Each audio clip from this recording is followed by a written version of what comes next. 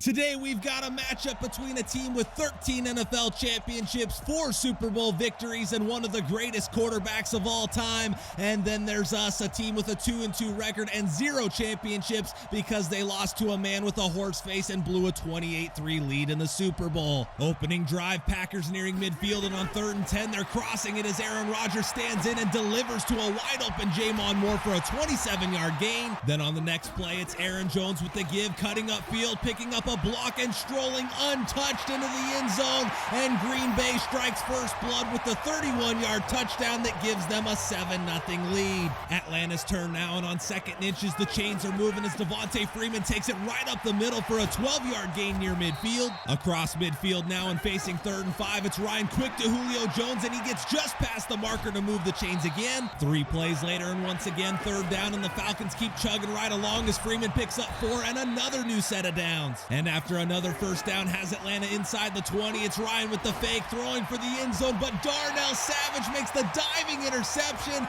and the long Falcons drive comes up empty as Green Bay takes over inside their own 1-yard line, and their offense goes right back to work as Aaron Jones exploits a huge hole on his way to a 13-yard first down run to start the drive. 3 plays later, again 1st and 10, and it's another 13 yards as Rodgers hits Marquez Valdez-Scantling for a first down. Then facing 3rd and 6, it's Rodgers throwing again as he stands in a well-protected pocket, doesn't want to run, and finally will throw to the sideline where Keanu Neal tries to make a pick behind the receiver. Deuce Douglas whiffs the hit stick, and Deion Jones saves a touchdown, but not before Jamon Moore has a 37-yard catch, putting Green Bay just outside the Atlanta 20. 2 plays later and make it 1st and goal as it's Rodgers to Jay Sternberger, who slips by Maurice Ramsey for 14 yards down inside the 5, and that leads to the next play where Aaron Jones takes it right up the middle and drives his way into the end zone for his 2nd score of the quarter, this time from 4 yards out, and the Packers out early now with a 14-0 lead. Falcons trying to answer back, and on their first play, Ryan is throwing, gets good protection, and is able to find Julio Jones late for a 19-yard gain near midfield. 2nd quarter now, 3rd and 6, where Ryan looks to throw and goes short to Freeman, who tries to pick up the first but comes up just shy of the marker, and down 14-0. There's no hesitation as the offense stays on the field, and the exterminator Jordan Buggs picks up the first down and 7 yards to keep the drive alive. Then 2 plays later, the chains are moving again as Ryan hits Calvin Ridley on the crosser for 14 yards down to the Green Bay 23. Next play, and it's 13 more as Ryan moves to his right and fits his pass into Julio Jones, who's down just outside the 10. 3 plays later, Ryan throwing again, steps up and throws a dangerous pass to Austin Hooper that's nearly intercepted and brings up 4th down. Roland Ford comes on, puts through the 25-yarder, and the Falcons are on the board as they make it 14-3. Atlanta with the chance to get it right back, and on 3rd and 2, Rodgers rolls to his right and has a wide-open Valdez-Scantling for 22 yards into Falcons territory. 5 plays later, and the Falcons' 3rd down struggles continue as Rodgers hits Jamon Moore for just enough to convert. Then with yet another 3rd down, the Packers are throwing again, and Rodgers fires out to Jamal Williams, who again gets just past the marker. And that leads to, for a 3rd time of the half, Aaron Jones finding the end zone from 4 yards out, and the Packers handing it to the Falcons here in the first half as they take a 21-3 lead. Falcons need points before half, and on their 2nd play, Ryan wants Austin Hooper, who skies up and somehow comes down with the 16-yard catch into Green Bay territory. Then out of the 2-minute warning, Ryan fakes the give and looks to throw, but pressure is coming immediately, and he's dropped for the sack and a loss of 10. So that makes it 3rd and 19, where Ryan again looks to throw, drifts to his left and sees a lot of green grass and takes off, and he's prepared to die, so he doesn't slide and picks up 15 yards to make it 4th and 4. Offense again stays out on the field where Ryan looks to throw and hits Austin Hooper on the crosser, but he can't get forward past the marker,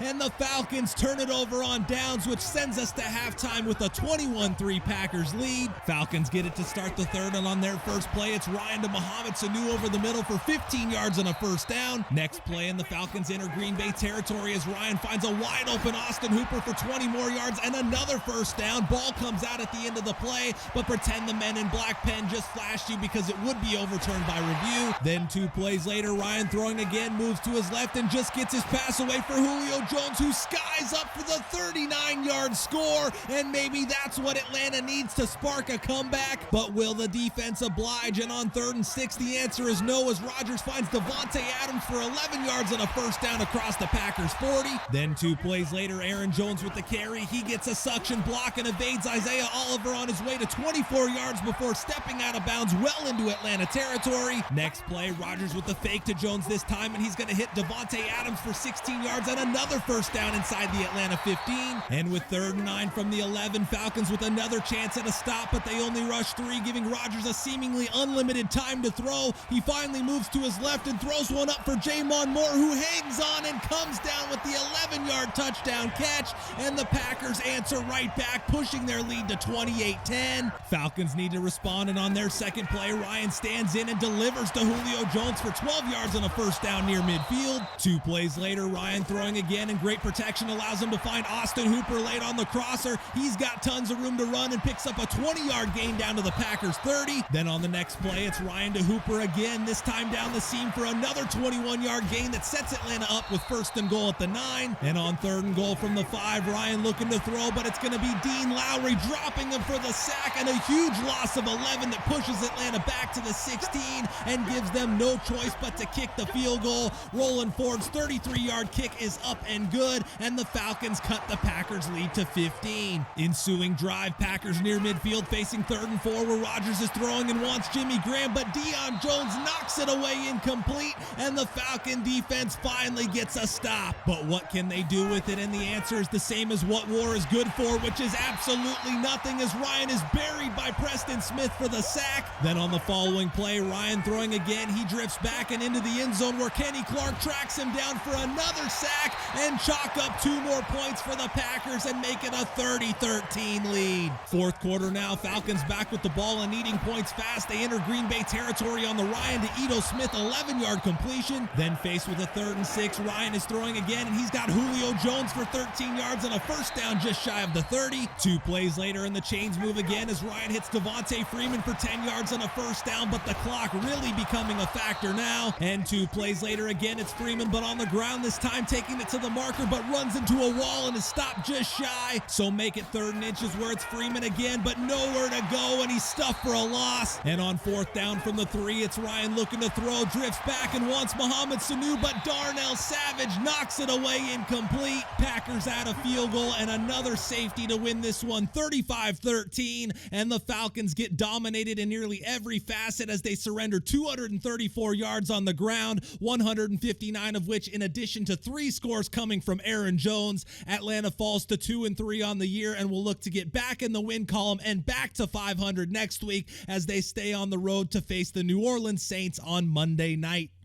All right, so that was about as ugly as it gets, and probably one of the worst games I've played of the series thus far. Made a bunch of bad defensive plays, and again, just couldn't get anything going offensively. Took some bad sacks, but I actually enjoy playing games like that sometimes, and as weird as that sounds, it's just good to know that I can be beat that badly without really any All-Madden shenanigans. I played bad, I got whooped, and even if I had played better, I still probably lose, and I'm totally okay with that. But moving along here, Maurice Ramsey did not accomplish his breakout scenario, so no dev upgrade for him. He only finished with 2 tackles, and the Packers ran a ton of 3 wide sets, so I was in nickel or dime most of the game, and he didn't really even get a chance to come close to accomplishing his goals. After no negotiations last week, we have 2 this week, starting with defensive end Takk McKinley, who I've decided to table negotiations with, and that's not exactly for the same reasons as last season. Whether or not I sign McKinley is going to be a tough decision because I'd like to keep him around as he's really my only decent pass rusher, but if I do end up signing him, it's pretty much going to eat up all of my remaining cap,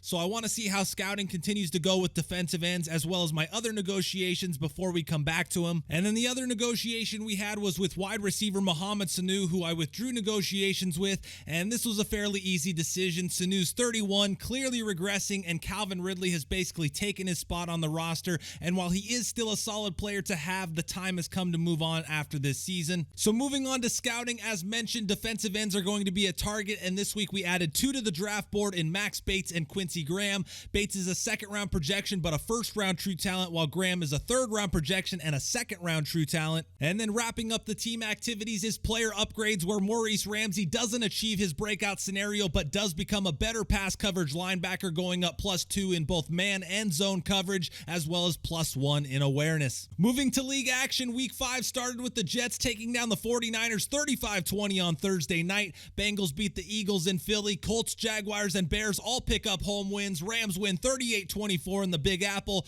Bucks win 24-21 over the Panthers, while the Redskins win 24-10 over the Cowboys. Browns, Titans, and Bills all pick up road victories, while the Seahawks win in overtime over the Cardinals on Sunday night, and the Chargers hammer the first-place Broncos on Monday night. So looking at the standings, starting on the AFC side, the Jets are 5-0 with the Bills a game behind in the East. Bengals are also 5-0 and have a 1.5-game lead on the 3-1 Ravens. In the South, the Texans and Colts are both 3-2 with a game lead over the 2-3 Titans and Jaguars. Then out west, the Broncos lost to the Chargers, pulls LA to within a game of first place. As for the NFC, the Cowboys are 4-1 and the only team over 500 as they lead the East. The Bears are the NFC's last unbeaten team and lead by a game and a half over the 3-1 Packers. Bucks win while everyone else loses for the second week in a row in the South. And then in the West, the 49ers lose and the Seahawks win, moving them to within just a half game of first place. Winning the AFC Offensive Player of the Week was Bills free agent signing Kareem Hunt. The former Chiefs and Browns running back racked up 158 yards rushing on 18 carries, which was good for an 8.8 average. Hunt also added 3 catches for 66 yards as he found the end zone once on the ground and once through the air in the Bills' 31-15 win in New England. It was another running back winning the NFC award as it goes to the Rams' Todd Gurley. The 2015 10th overall pick out of Georgia amassed 224 yards on just 17 carries and scored 3 times on the ground. Throw in a 34-yard catch and Gurley had 258 total yards in the Rams' 38-24 win over the Giants. Shifting to the defensive side, Bengals defensive end Carl Lawson is the Week 5 winner for the AFC. Lawson made 7 tackles with 1 going for a loss and had 3 sacks while also being responsible for a safety as the Bengals remained undefeated with a 26-21 win in Philadelphia. Then for the NFC, Saints linebacker Demario Davis is the defensive player of Week 5. The 9th-year linebacker out of Arkansas State tallied 12 tackles with 10 being solo and 1 being for a loss, as well as getting to Mitchell Trubisky twice for sacks. Despite the award-winning performance, Davis's Saints fell 30-16 in Chicago. Moving to the league leaders and starting with the passers, Mitchell Trubisky continues his hold of the passing yards lead now with 1,463 yards through the air.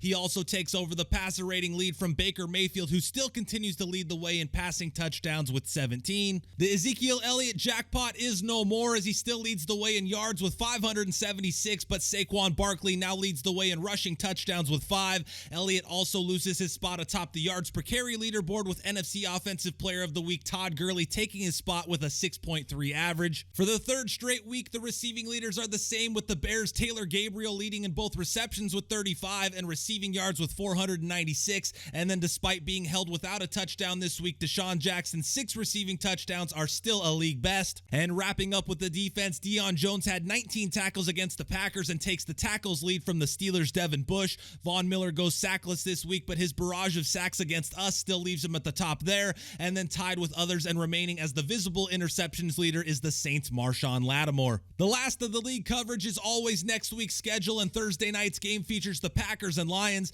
Bengals look to stay undefeated as they host the Texans. Colts, Jaguars, and Browns Steelers in division action. Chiefs head to Miami. Denver heads to New York, and Carolina plays in Minnesota. Ravens are at Tennessee while the Redskins play in Philly, and the Cowboys travel to Santa Clara. Seahawks host the Bucks, and the Cardinals host the Giants. Then on Sunday night, it's an AFC West matchup as the Chargers host the 0-4 Raiders, and we wrap things up on Monday night by traveling to New Orleans to take on Jacoby Brissett and the Saints. But that wraps up Week 5 as we now sit at 2-3 on the year, which coincidentally enough is right where we were at this point last season, albeit under much different circumstances. Not a well-played game at all, and I'll try to be better next time, and that's going to start with